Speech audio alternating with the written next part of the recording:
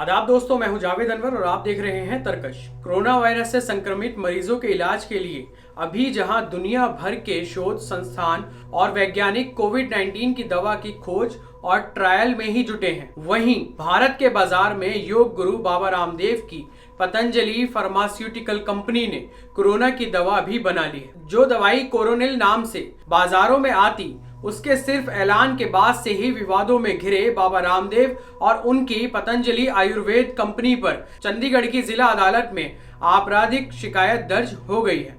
बताया गया है कि यह शिकायत चंडीगढ़ के नेशनल कंज्यूमर वेलफेयर काउंसिल के सचिव विक्रमजीत सिंह की ओर से की गई है। बाबा रामदेव पर आईपीसी की धारा 275, धारा 276 और 360 के तहत केस दर्ज करने के लिए कहा गया है। कोर्ट इस मामले में सोमवार को सुनवाई करेगा।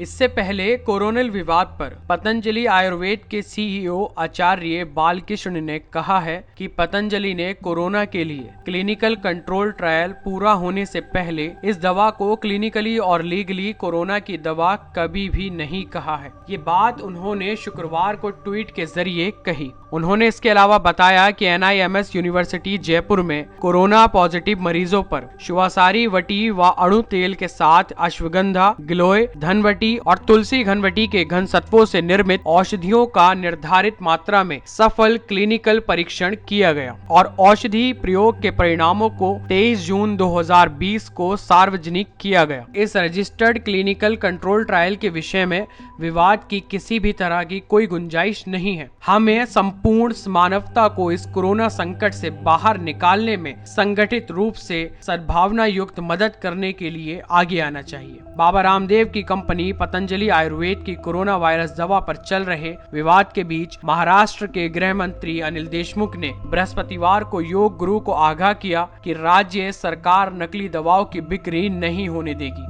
इसके बाद ही महाराष्ट्र सरकार ने कोरोनिल के प्रचार प्रसार को लेकर सख्त रवैया अपनाने की बात कही है। तो वहीं राजस्थान सरकार ने कहा था कि यदि पतंजलि की ओर से तैयार की गई कोरोना किट राज्य में बिकती है तो कड़ा एक्शन लिया जाएगा। राज्य के स्वास्थ्य मंत्री रघु शर्मा ने कहा कि किसी भी आयुर्वेदिक दवाई की बिक्री तभी की जा सकती है जब उसे आयुष मंत्रालय की ओर से अप्रूवल मिल गया हो। राज्य सरकार का कहना है कि आयुष मंत्रालय की अनुमति के बिना इस दवा का इस्तेमाल नहीं किया जा सकता। इस बीच केंद्र सरकार कोरोनिल दवा के CSR यानी वैज्ञानिक एवं औद्योगिक अनुसंधान परिषद और ICMR से जांच कराने पर विचार कर रही है।